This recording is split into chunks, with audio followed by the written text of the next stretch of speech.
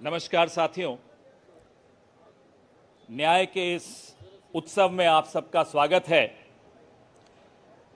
हम सबकी नेता और हमारी नैतिकता की स्रोत श्रीमती सोनिया गांधी, हमारे राष्ट्रीय अध्यक्ष और हमारी प्रेरणा का स्रोत श्री मल्लिकार्जुन खड़गे जी, हमारे पूर्व राष्ट्रीय अध्यक्ष और हमारी ऊर्जा के स्रोत श्री राहुल गांधी जी, इस न्याय पत्र को मूर्त रूप देने वाले श्री पी चिदम्बरम जी, हमारे संगठन महासचिव श्री के.सी. वेणुगोपाल जी, आप सबका स्वागत है। सर्वप्रथम वेणुगोपाल जी सबका स्वागत करेंगे।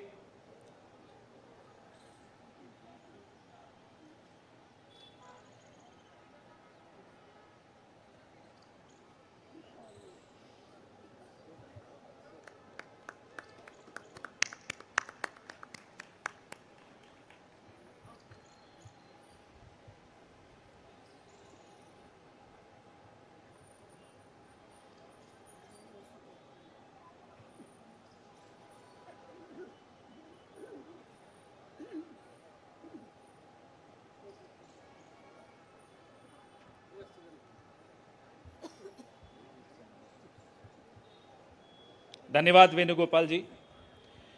साथियों, हमारे नेतृत्व के लिए और हमारी पार्टी के लिए न्याय केवल एक शब्द नहीं है।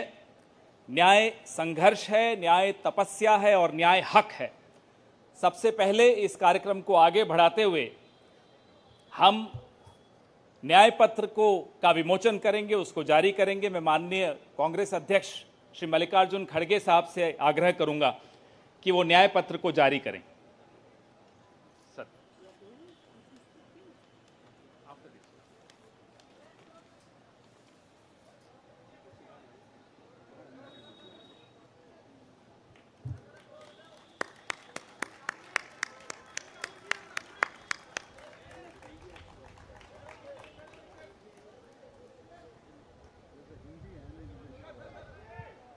या both Hindi.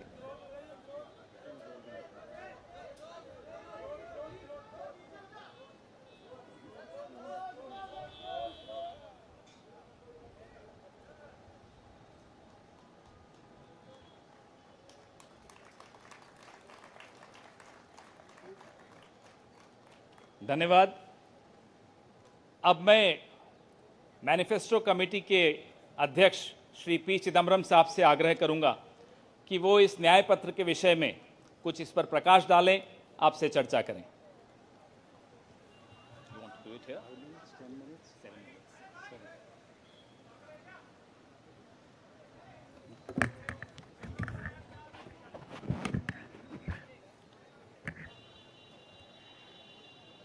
Honorable Congress President,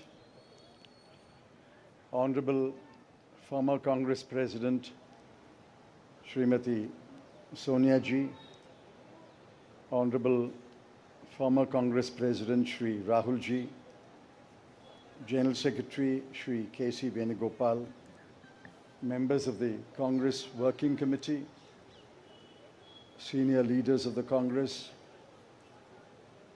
Karyakartas of the Congress, members of the media.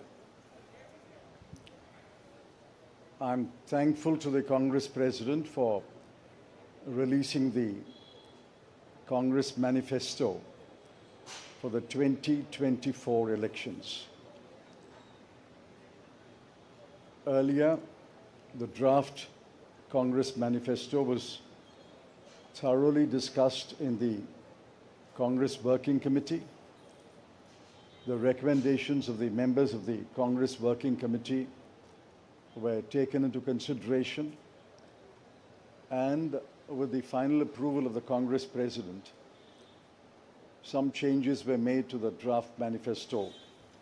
And what we have today is the final manifesto approved by the Congress Working Committee and the Congress President.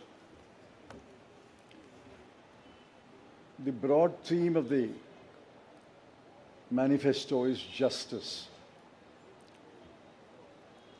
Every aspect of justice has been threatened, weakened, diminished, and in some cases denied in the last 10 years, especially in the last 5 years. Members of the media will recall that in 2019, we had warned of what is likely to happen between 2019 and 24 should the BJP come back to power. We were not soothsayers, but we were active workers on the ground who could sense what is happening in this country. I'm sorry to report that what we had predicted in 2019 has come to pass in 2024. We had said institutions will be diminished or captured. That has happened. We had said freedom will be restricted, and that has happened. We had said that the weaker sections of the people will be denied their rights and their privileges. That has happened. We had said that Parliament will be diminished. That has happened. We had said that we will inexorably move towards an autocracy. We are already described as an electoral autocracy by many, many thinkers of the world. That has happened.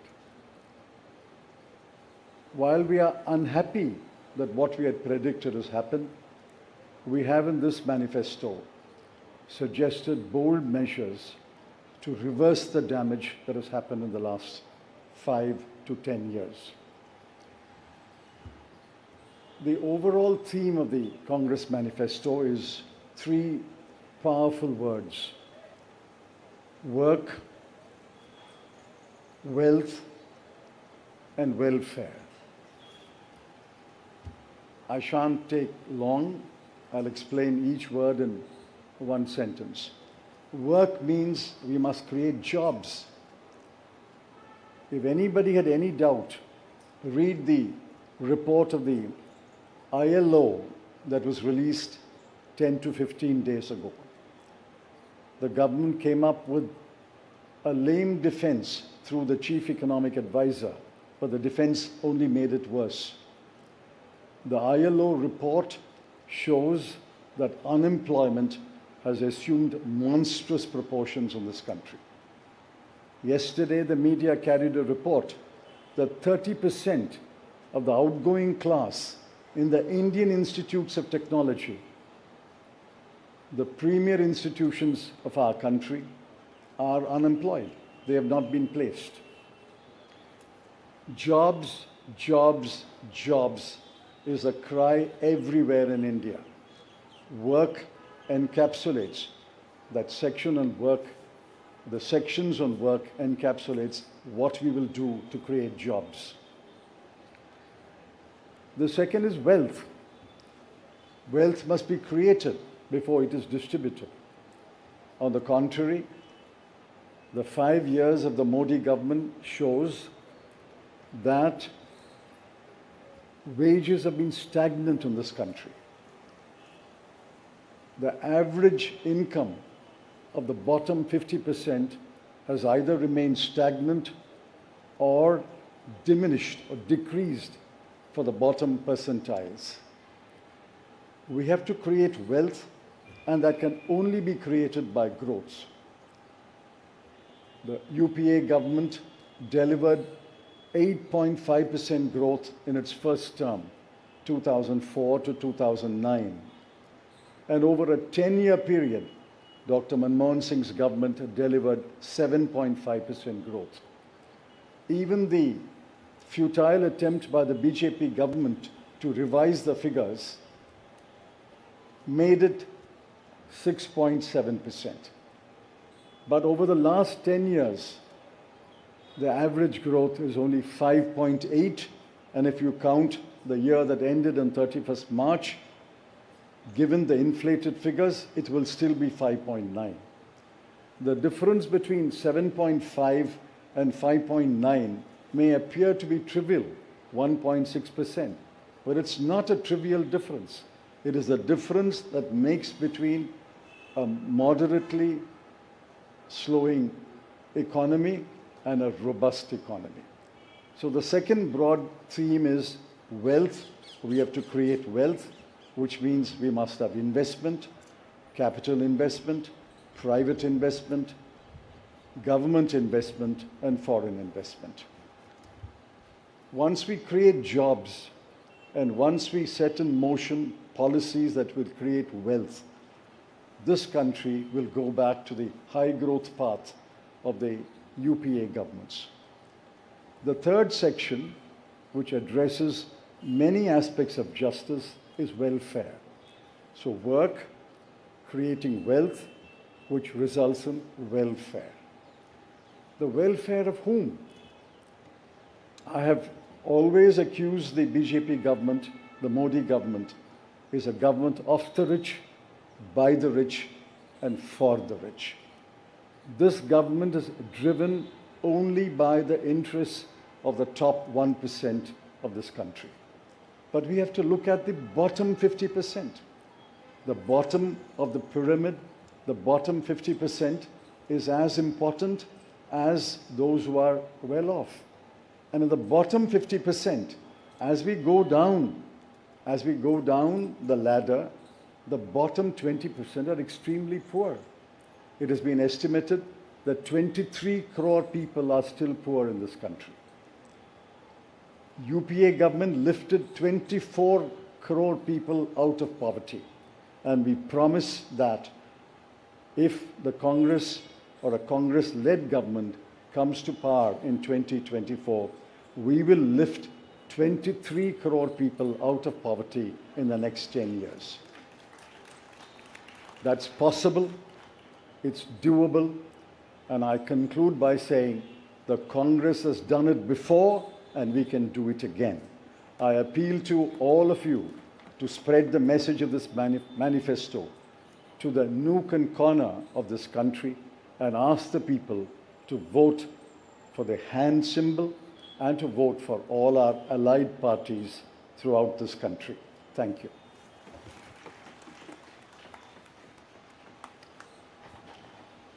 धन्यवाद चिदम्बरम साहब। मैं माननीय राष्ट्रीय अध्यक्ष श्री मल्लिकार्जुन खड़गे साहब से आग्रह करूंगा कि वो दो शब्द कहें।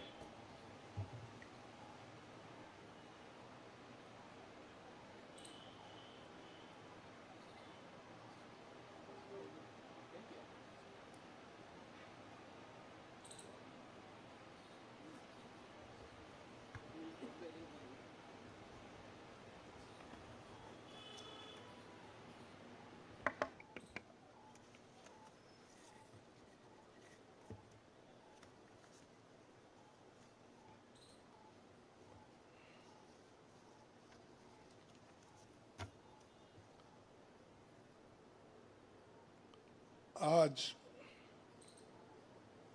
हमारे कांग्रेस चुनाव घोषणा पत्र जारी करने के मौके पर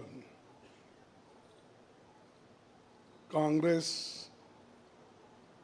पार्टी के भूतपूर्व अध्यक्ष और हमारे चाहते नेता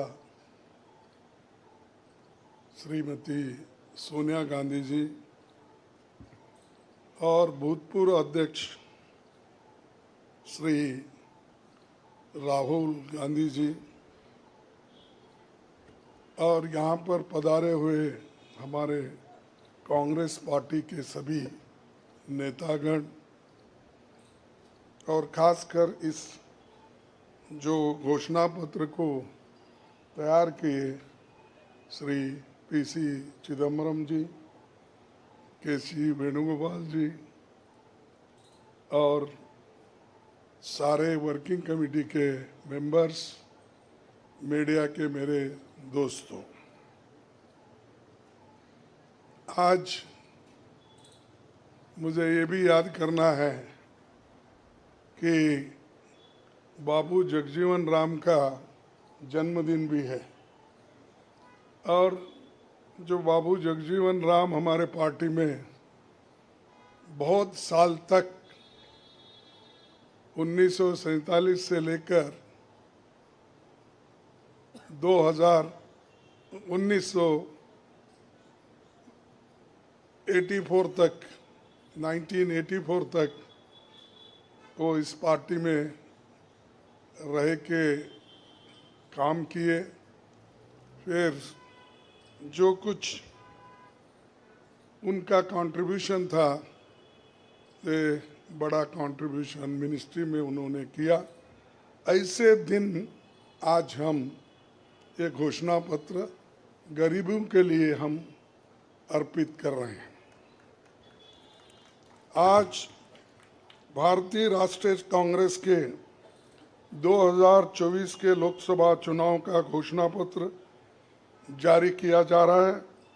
इस मौके पर मैं आप सभी का स्वागत करते हुए 22 दिसंबर 2023 को जो चिदम्बरम जी की अध्यक्षता में 16 सदस्यीय कांग्रेस मैनिफेस्टो कमेटी बनी थी और 19 मार्च को CWC ने इसे मंजूरी दी थी। व्यापक जनभागीदारी और संपर्क के बाद हमारा घोषणा पत्र बना है। इसके लिए वेबसाइट आवाज भारत की बनी, जिस पर भी काफ़ी सुझाव मिले। हमारा ये घोषणा पत्र देश के राजनीतिक इतिहास में न्याय के दस्तावेज के रूप में याद किया जाएगा। राहुल जी के नेतृत्व में चली भारत जोड़ो न्याय यात्रा में 5 पिलर्स पर ध्यान केंद्रित किया गया था। यात्रा के दौरान युवा न्याय, किसान न्याय, नारी न्याय, श्रमिक न्याय और हिस्सेदारी न्याय की घोषणा की गई थी। जहाँ कहीं भी हम गए इन न्याय की बात हमने करी थी और इसकी गारंटी भी हमने दी है। इन 5 पिलर्स में से 25 गारंटी निकलते हैं। हर 25 गारंटी ने किसी ना किसी को लाभ मिलने का इसके अंतर्गत यहाँ पर हमारे मैनिफेस्टो में भी है और इसके लिए जो हम पहले से ही करते हुए आए हैं वो भी हमने इसका उल्लेख किया है। मैं कुछ बातें आपके सामने रखना चाहता हूँ। खासकर युवा न्याय के तहत हर शिक्षित युवा की पहली नौकरी अप्रेंटिसशिप के साथ पक्की हो जाए, ऐसी एक गारंटी हम दे रहे हैं। और उसके लिए हम 1 लाख रुपए, उसके लिए हम एक अप्रेंटिसशिप कोर्स करने वालों को खर्च करेंगे और इससे ये फायदा होगा, किसी ना किसी जगह उसको पक्की नौकरी मिलेगी, क्योंकि ये स्किल डेवलपमेंट के तहत और बहुत से इंडस्ट्रीज में इनको काम मिलेगा।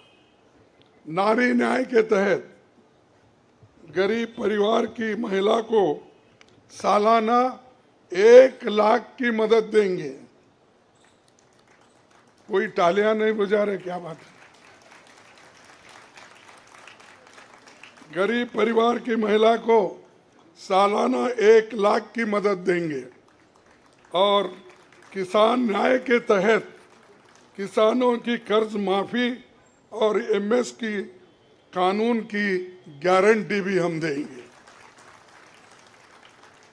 और श्रमिक न्याय, इसके तहत मनरेगा में भी 400 रुपये, ये न्यूनतम कम से कम 400 रुपये मजदूरी दिया जाएगा।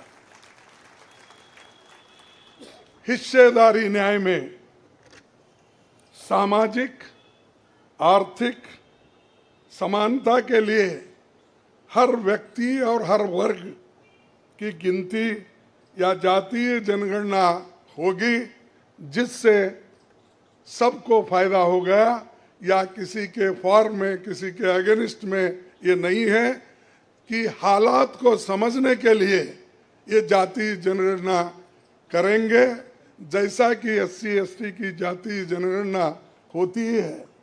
और वैसा ही जो पिछड़े लोग हैं और भी ये अपर कास्ट में भी गरीब लोग हैं, सबकी हालत क्या है ये जानने के लिए हम जातीय जनगणना कराएंगे और इसका फायदा हर वर्ग को मिलेगा। हमारे घोषणा पत्र में संवैधानिक न्याय कॉन्स्टिट्यूशनल जस्टिस खंड में लोकतंत्र बचाओ, भय से मुक्ति से लेकर मीडिया, न्यायपालिका आजादी, भ्रष्टाचार के खिलाफ मुहिम जैसे मुद्दे, कला संस्कृति जैसे विषय भी है।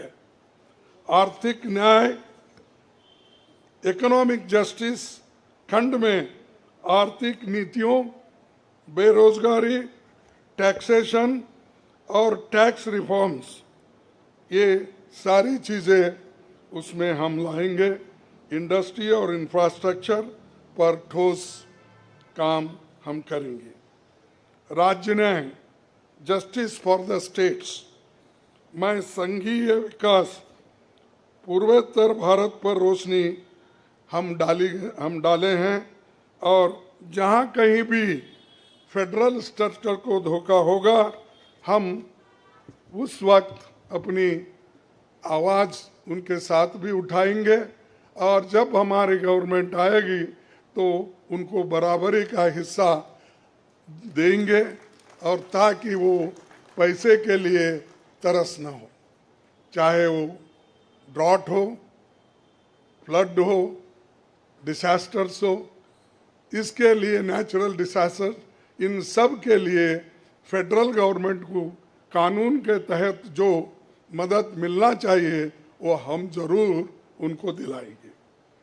उसी के साथ देश की प्रतीक्षा और आंतरिक सुरक्षा के महत्व को ध्यान में रखकर रक्षा न्याय की भी खंड है, जिसमें विदेश नीति भी है, और विदेश नीति हमारी अब तक सफल हुई है, और उसी नीति पे अगर ये लोग काम करते थे और ठीक ढंग से चलते थे, और बहुत से मुश्किल हमको आज जो आ रहे हैं वो कभी नहीं आते थे।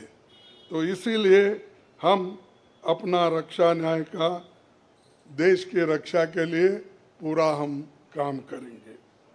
आखिरी एक महत्व का बिंदु पर्यावरण न्याय भी देंगे। आप सभी से मैं अनुरोध करूंगा कि घोषणा पत्र को बारीकी से देखें, पढ़ के इसमें आपको भविष्य के भारत की शानदार नया तस्वीर दिखेगा, और इसके लिए आप ठीक ढंग से आप काम कर सकते हो। आजादी के बाद 1951-52 में चुनावों से राजनीतिक दल घोषणा पत्र जारी करते समय बहुत से दावे करते हैं लोग, पर कांग्रेस हमेशा जमीनी हकीकत पर चलती है। 1951 में पंडित जवाहरलाल नेहरू के नेतृत्व में हमारा जो घोषणा पत्र जारी हुआ, उसका नाम था व्हाट कांग्रेस स्टैंड्स फॉर। उसका नाम था व्हाट कांग्रेस स्टैंड्स फॉर। पहले घोषणा पत्र को लेकर ये टिप्पणी की गई थी, no exaggerated claims were made, no ambitious plans to entice public or deceive the electorate had been placed before them. A realistic, view of what was capable of achievement and implementation alone was presented. ये पंडित जवाहरलाल नेहरू जी के ज़माने में घोषणा पत्र दी थी जो realistic है, जो ग्राउंड लेवल पे हम कर सकते हैं, उसी के बारे में उन्होंने बोला था। किसी को फंसाने के लिए नहीं, झूठ बोलने के लिए नहीं, हम जो भी कहते हैं वो करके दिखाते हैं, ये उनका कहना था। और वही आज भी हम कर रहे हैं, जो कर सकते हैं वही हम इसमें घोषणा पत्र में लिखे हैं। और बहुत से हमारे विद्वानों से भी हम बात किए हैं कि इसमें क्या कर सकते क्या नहीं कर सकते, उनके सलाह के मुताबिक ही आज हमने ये सारी चीज़ें आपके सामने रखे हैं। ये हमारा 139 ईयर्स साल का शानदार इतिहास है। ये देश के सामाजिक आर्थिक विकास की गति को बहुत तेज करेगा। किसानों, मजदूरों और महिलाओं, युवाओं, गरीबों, वंचित तबकों के विकास के जो बंद दरवाजे हम खोलेंगे, क्योंकि ये मोदी सरकार में ये सारे दरवाजे गरीबों के लिए, महिलाओं के लिए, युवाओं के लिए बंद है। हम जब सत्ता में आएंगे ये दरवाजे सब हम गरीबों के लिए खोल देंगे, उनका विकास करेंगे, ये हमारी प्रतिज्ञा है। डॉक्टर मोदी जी, डॉक्टर मनमोहन सिंह के नेतृत्व वाली हमारी यूपीए सरकार की बहुत आलोचना करते हैं, लेकिन उस 10 साल में हमने MNREGA, right to education, RTI, खाद्य सुरक्षा, वनाधिकार, भूमि अधिग्रहण कानून और रेहड़ी पटरी वालों की अधिकार समेत कई कदम हमने उठाया है। और उसकी जो कर्ता धर्ता है श्रीमती सोनिया गांधी जी यहाँ पर मौजूद है। उन्होंने बारीकी से इन मनरेगा को और खास करके फूड सिक्योरिटी को बहुत लड़ा, क्योंकि मुझे मालूम है सब चीज़ मैं यहाँ पर नहीं कह सकता कि उन्होंने इतने ये 2-3 प्रोग्राम के लिए बहुत गुस्से में रहते थे। जब तक वो इम्प्लीमेंट नहीं होता तब तक वो खामोश नहीं बैठे और कैबिनेट के लोगों को बोलते रहे थे कि ये क्या हुआ। जब हुआ तब वो भी खुशी मना लिए और हम भी लोग बोले कि भाई ठीक हो गया। और जब बाहर इसका गया कि जो ये मनरेगा का, फूड सिक्योरिटी का और कंपलसरी एजुकेशन का ये जो संदेश बाहर गया, तब लोग सभी खुश होने लगे, सभी बोलने लगे ये बहुत अच्छा यूपीए गवर्नमेंट ने किया, सोनिया गांधी जी ने किया। ये बात बाहर आ गई। इसीलिए ये हमारा जो पहले से गरीबों के लिए वायदे थे वो हम पूरे करेंगे। मोदी जी 10 सालों में इसके मुकाबले का एक काम भी नहीं कर सके। आप बताइए कौन सी ऐसी बड़ी फैक्ट्री जो एम्प्लॉयमेंट क्रिएट कर सकती है, जो नेहरू जी के ज़माने में बने वैसे कोई एक बड़े बड़े काम उन्होंने किया है। जिस देश में एक सुई नहीं बनती थी उस देश में पंडित जवाहरलाल नेहरू, इंदिरा गांधी जी ने रॉकेट बनाकर उड़ा कर दिखाया। और बहुत से जो साइंटिफिक योजनाएं थी हमने बनाए। अब मोदी जी के ज़माने में तो गालियां देने का छोड़ के दूसरा तो मैं नहीं सुना। और उसके अगर कोई छुपे हुए काम है तो मेरे को बताओ ताकि मैं भी उसकी प्रशंसा करूंगा। लेकिन आज हम गारंटी जो भी दे रहे हैं हम चंद स्टेट में करके दिखाए हैं। हिमाचल में करके दिखाए, कर्नाटक में करके दिखाए, तेलंगाना में करके दिखाए। जहाँ कहीं भी हमारी सरकार है और राजस्थान में भी हमने कई नई चीज़ें की, वहाँ भी करके दिखाए। तो ये हम जो कहते हैं, मैं पहले ही कहा, वो हम करते हैं और हम डरते नहीं हैं करने के लिए। हमारा कितना भी नुकसान हो, लेकिन गरीबों के लिए हम करते रहते हैं। ये हमारा पहले से कार्यक्रम है। और मैं चंद बातें इस मौके पर, थोड़ी देर हो गई तो क्षमा चाहता हूँ, मैं चंद बातें आपके सामने रखना का जरूरी समझता हूँ। और आज क्या हो रहा है, विपक्षी नेताओं को जेल में बंद किया जा रहा है। चुनाव में सबको समान अवसर नहीं है और कई मुकदमे एक के ऊपर एक, छोटी छोटी, और हमारे पार्टी के ऊपर इतना बड़ा जुल्म किया और इतने हमारे को पेनल्टीज डाले। 3,567 करोड़ रुपए का हमारे ऊपर उन्होंने पेनल्टी डाली।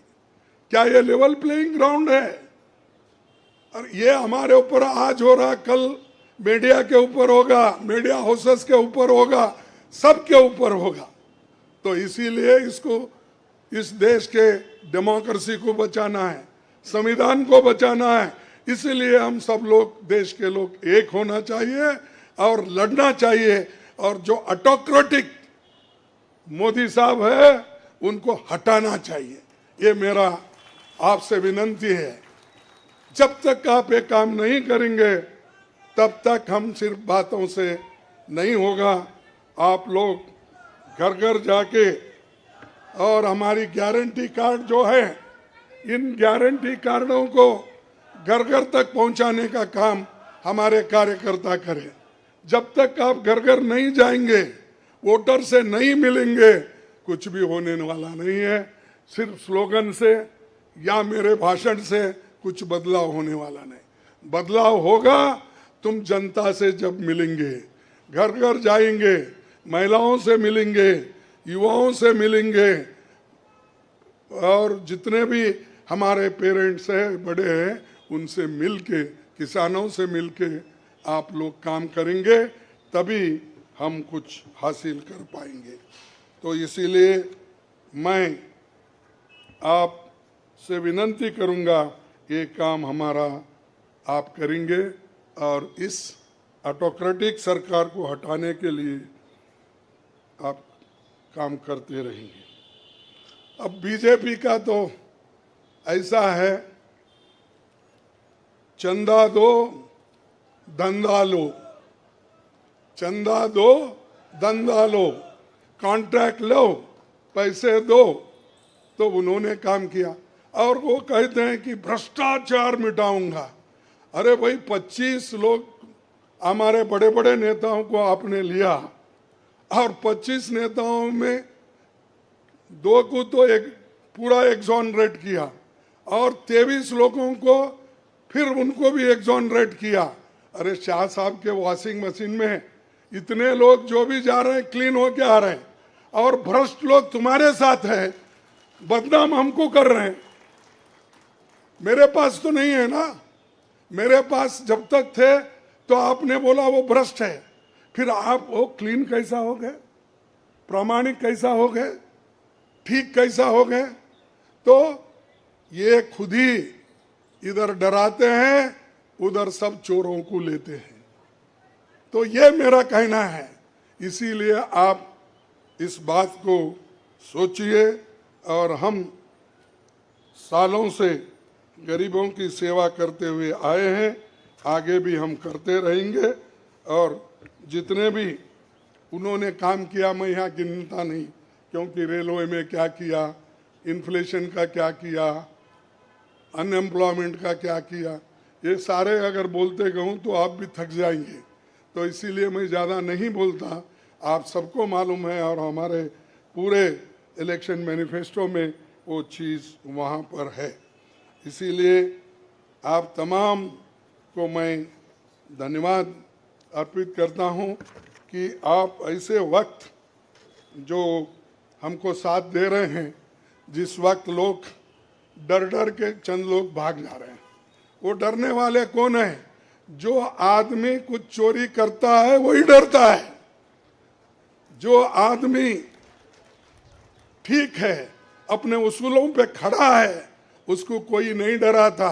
अगर डराएगा तो भी वो उसूलों पे ठहरे हुए लोग डरेंगे नहीं। तो इसीलिए हम लोग डरने वाले नहीं। हमारे नेता श्रीमती सोनिया गांधी जी, राहुल गांधी जी, डर उनमें नहीं है और डर का नाम भी नहीं है। और डर ये शब्द उनके पास नजदीक आता नहीं। वो डर सिर्फ मोदी को है, क्योंकि वो हमारे लोगों को ले लेके 400 पार बोलते फिर रहा है। अरे मणिपुर जैसे एरिया में नहीं जा सके, देश में विदेश में 14 फेरियां लगाए, देश में इलेक्शन का प्रचार सरकारी फंड से किया गया, सरकारी वैन से किया गया, लेकिन मणिपुर वो देखे नहीं। क्यों नहीं गए भाई? आपकी तो 56 इंच की छाती है, आपको डर कुछ भी नहीं है। हाँ, आप जा सकते हैं, लेकिन वहां हमारे नेता राहुल गांधी जी जा सकते हैं लोगों के साथ। आप क्यों नहीं जा सकते? क्योंकि आपको डर है, और डरने वाला आदमी देश की भलाई कभी नहीं करता। बाय चांस आया, अब आगे लोग उसको देखेंगे और आप भी मजबूती के साथ हमारे साथ खड़े होंगे। इतना ही कहते हुए मेरे 4 शब्द को समाप्त करता हूं। जय हिंद।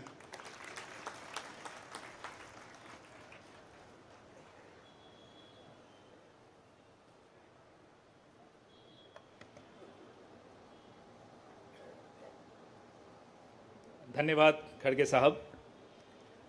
मीडिया के मित्रों, आपके मोबाइल पर सॉफ्ट कॉपी हिंदी और अंग्रेजी की हमारे न्याय पत्र की पहुंच चुकी है।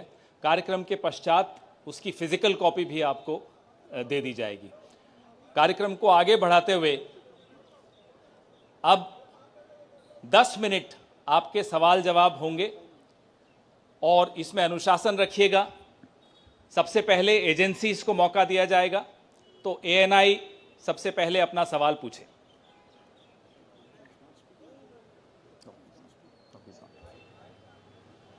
माइक दे दीजिएगा मीडिया के साथियों को।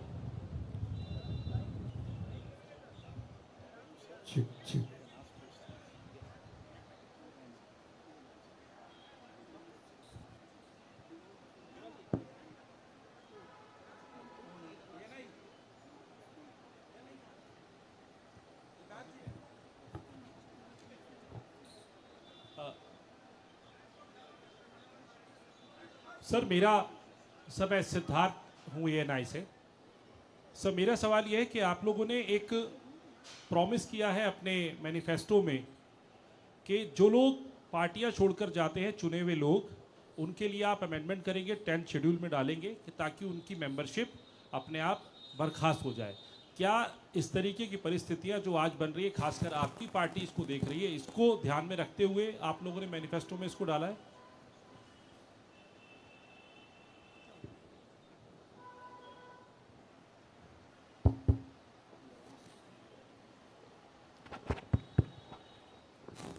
You are asking about the anti-defection law, which is now in the 10th schedule.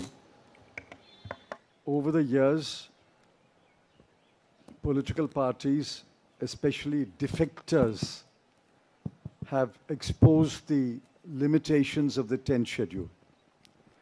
So the 10th schedule has to be amended. Check. What is he saying? The 10th schedule is to be amended. Our position is that moment a defection takes place, he should be instantly disqualified.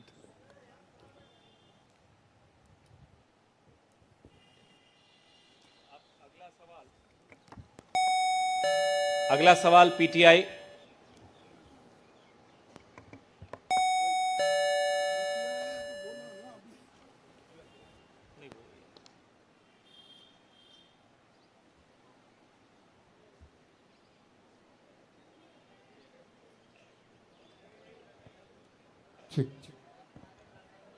Sir, the focus of the manifesto is on the 25 guarantees that the Congress has already announced. So will this election be a fight between Congress's guarantees and Modi ki guarantee?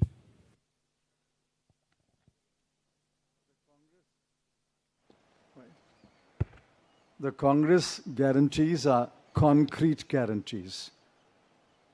We have spelt out in English and Hindi and in due course in different languages what each guarantee means, what each guarantee will deliver to the people. Mr. Modi's guarantees are only in order to ensure that he is guaranteed a third-term job. Where is the guarantee? What happened to the guarantee of 2 crore jobs?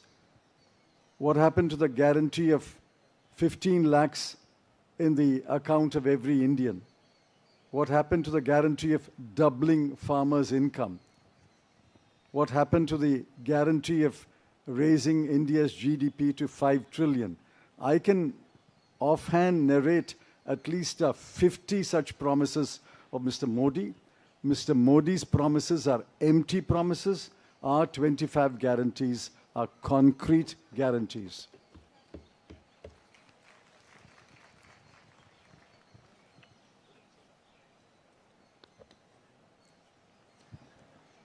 Good afternoon. I agree with what Mr. Chidambaram ji said. But this election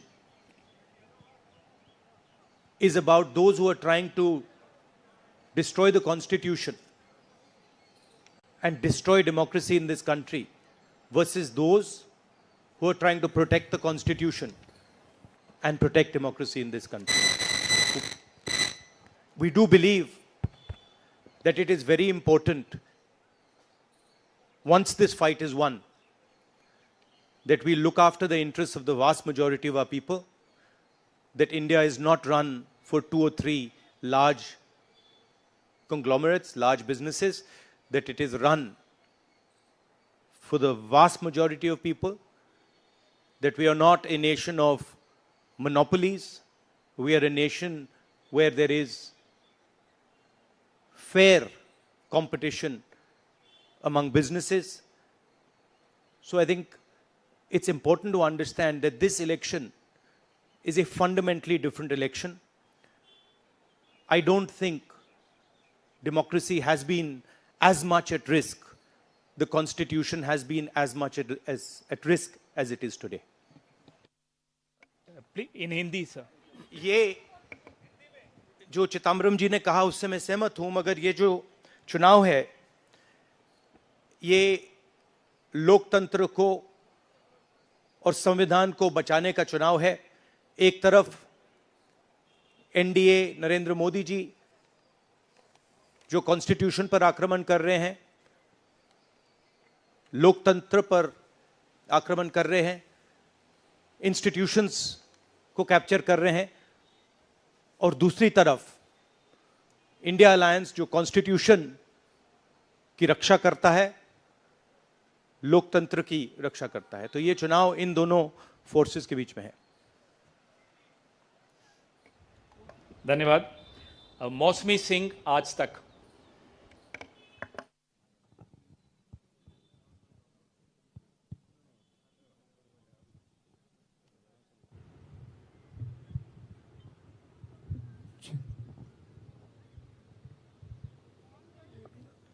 Rahul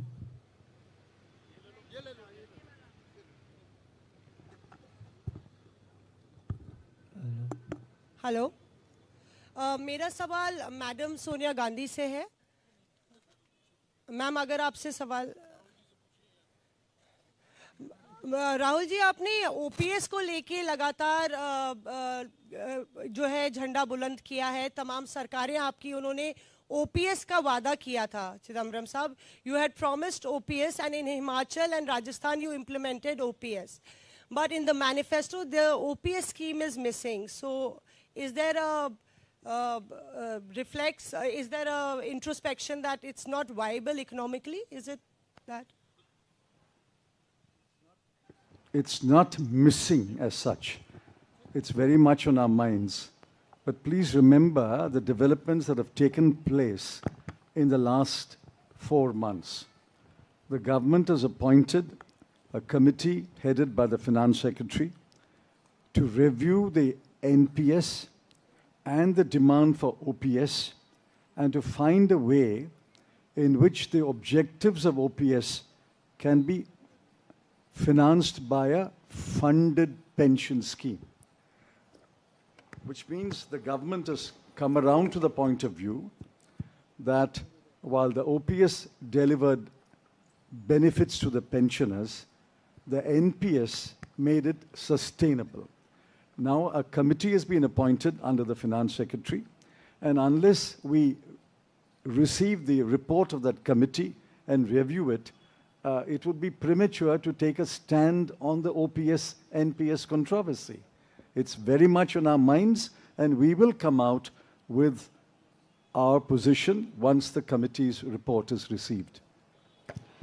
Arun Kumar Singh. मेरा सवाल राहुल जी आपसे है। Rahul ji, hello. Rahul ji, सीधे सीधे इधर, front.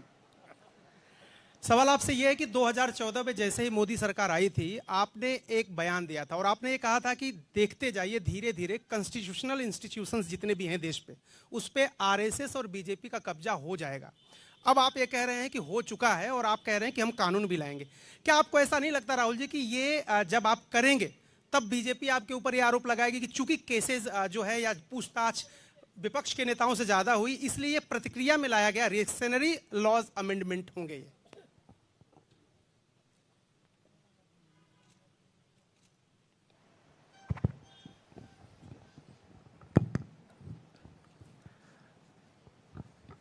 सबसे पहले ये समझना होगा कि हिंदुस्तान के राजनीतिक स्ट्रक्चर में हो क्या रहा है। आरएसएस ने और बीजेपी ने और खासतौर से नरेंद्र मोदी जी ने जो स्ट्रैटेजी बनाई है, उसका फाउंडेशन क्या है, उसकी नींव क्या है, सबसे पहले यह समझना है। नरेंद्र मोदी जी ने जैसे अदानी जी की मोनोपोली है पोर्ट्स पर, इंफ्रास्ट्रक्चर पर, डिफेंस में, वैसे नरेंद्र मोदी जी ने पॉलिटिकल फाइनेंस की मोनोपोली बनाई है। कैसे बनाई है? ED, CBI, income tax department का प्रयोग करके। अगर आप बॉन्ड स्कीम्स को देखें तो उसमें साफ दिख जाता है कि नरेंद्र मोदी जी ने, बीजेपी ने एक प्रकार से पॉलिटिकल फंडिंग एक्सटॉर्शन से, धमकी से, प्रेशर से बनाई है। खारगे जी ने कहा जो भी भ्रष्ट हैं वो सब बीजेपी में जा रहे हैं।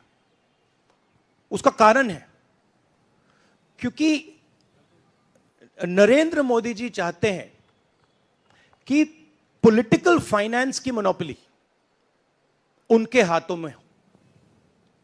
अब हमारे बैंक अकाउंट बंद कर दिए,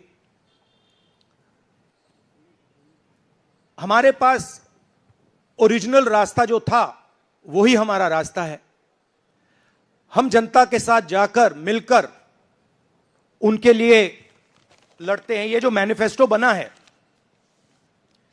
ये मैनिफेस्टो कांग्रेस पार्टी ने नहीं बनाया है। ये मैनिफेस्टो हिंदुस्तान की जनता ने बनाया है।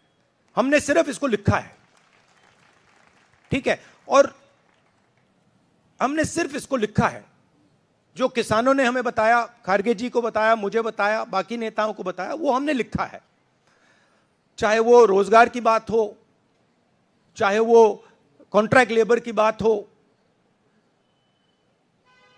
हजारों लोगों से बात करके हमने ये हिंदुस्तान की आवाज है, ये लिखी है। मगर जो राजनीति में आज हो रहा है वो क्लियर है कि सब पार्टीज को नरेंद्र मोदी, ईडी, सीबीआई, इन इंस्टीट्यूशंस को कैप्चर करके फाइनेंशियली मोनोपोली बना रहे हैं अपनी। और चुनाव के बाद रियलिटी है कि ये जो फाइनेंशियल मोनोपोली बड़ी इंटरेस्टिंग चीज है, क्योंकि सारा इंफॉर्मेशन, सारा का सारा इंफॉर्मेशन, किससे एक्सटॉर्शन किया है, किसको कॉन्ट्रैक्ट दिया है, कॉन्ट्रैक्ट देने के बाद उसने कितना पैसा दिया है, वो पूरी ब्लूप्रिंट, पूरी की पूरी ब्लूप्रिंट इलेक्टोरल बॉन्ड्स में लिखी हुई है। तो नरेंद्र मोदी जी ने आज नहीं तो कल ऑपोजिशन को पूरी chargesheet, proof sheet electoral bonds के थ्रू पकड़ा दी है। तो इसीलिए थोड़ा टेरर हो रहा है उनको, इसीलिए नंबर निकला है 400 पार। इसलिए ये महाराष्ट्र में हमारे नेता ले जा रहे हैं, हरियाणा में सब जगह हमारे नेता ले जा रहे हैं, क्योंकि इनको लग रहा है कि भैया अगर 400 पार नहीं 180 हो गई, 160 हो गई, 140 हो गई तो नैया पार हो जाएगी। Thank you. आशीष सिंह।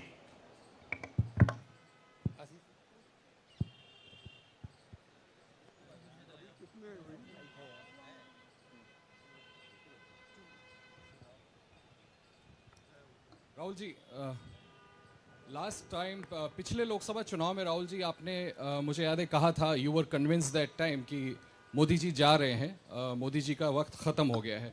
ऐसा हुआ नहीं, होता है राजनीति में। इस दफ़ा नरेंद्र मोदी को आप कितनी बड़ी राजनीतिक चुनौती मानते हैं सर 2024 के चुनाव में? देखिए, 2019 में ये शुरू हुआ, आज ये एक तरह पीक पे पहुंच गया है। हिंदुस्तान के सारे इंस्टीट्यूशंस उनके हाथ में हैं, पॉलिटिकल फाइनेंस की मोनोपोली उनके हाथ में है, CBI, ED, income tax, EC, ये सारे के सारे बीजेपी के हाथ में है, बीजेपी के कंट्रोल में है। तो जैसे मैंने अपने भाषण में कहा, cricket match is a rigged match. Cricket match is not a fair match.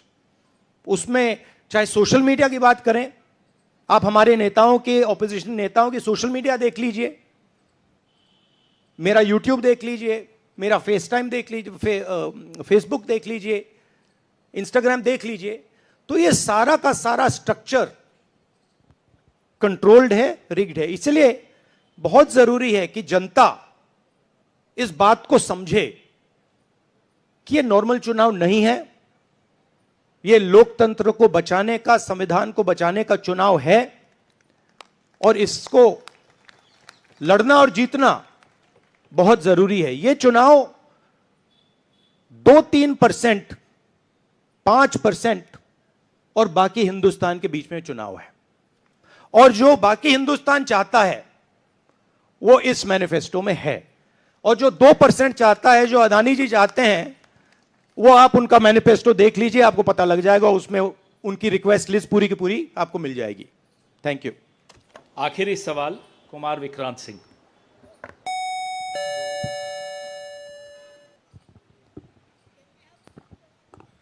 Rahul ji, 2009 में आपको भी याद होगा, उस वक्त मैनिफेस्टो में 2 तस्वीरें थी, मनमोहन सिंह जी की और सोनिया गांधी जी की। पूछा गया था पीएम कैंडिडेट कौन होगा, सोनिया जी ने अपनी तस्वीर छुपा ली थी। आज 2 तस्वीरें हैं, राहुल गांधी जी की और खड़गे जी की। कोई तस्वीर छुपाएंगे, कोई दिखाएंगे? नहीं, ये आप बड़े डिस्ट्रैक्शन वाले क्वेश्चन पूछते हो। देखिए, इंडिया गठबंधन में डिसीजन लिया गया है कि हम मिलकर एक साथ आइडियोलॉजिकल चुनाव लड़ रहे हैं। चुनाव जीतने के बाद लीडर कौन होगा, प्राइम मिनिस्टर कौन होगा, वो पूरा का पूरा जो कोलिशन है वो मिलकर डिसाइड करेगा। Thank you. धन्यवाद। अब कार्यक्रम की समाप्ति से पहले श्री केसी वेणुगोपाल कल के कार्यक्रम के विषय में आपसे 2 शब्द कहेंगे। Dear friends, today we are already released the Brother, he wants South media chance. इन्हें माइक दीजिए जो साउथ इंडिया से हमारे जो साथी हैं, और ये आखिरी सवाल होगा। चिक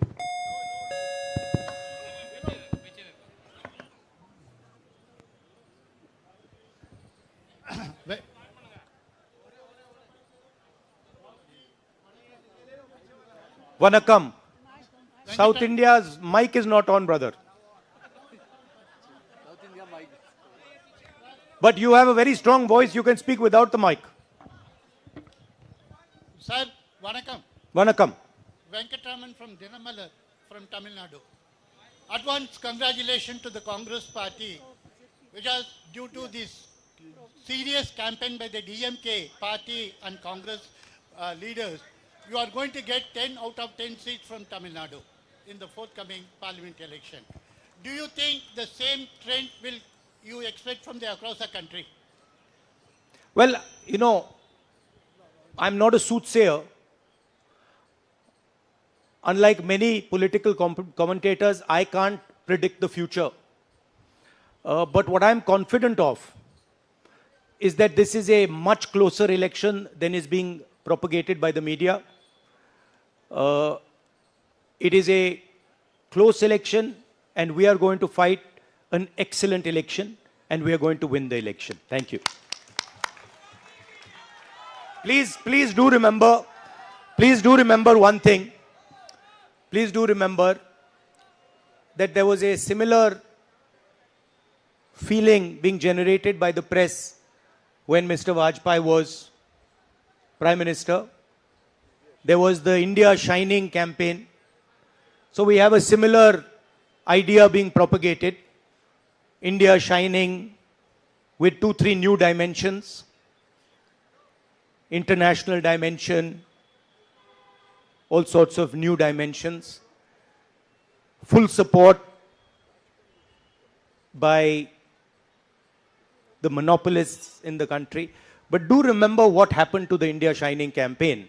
And do remember who won that campaign. Thank you.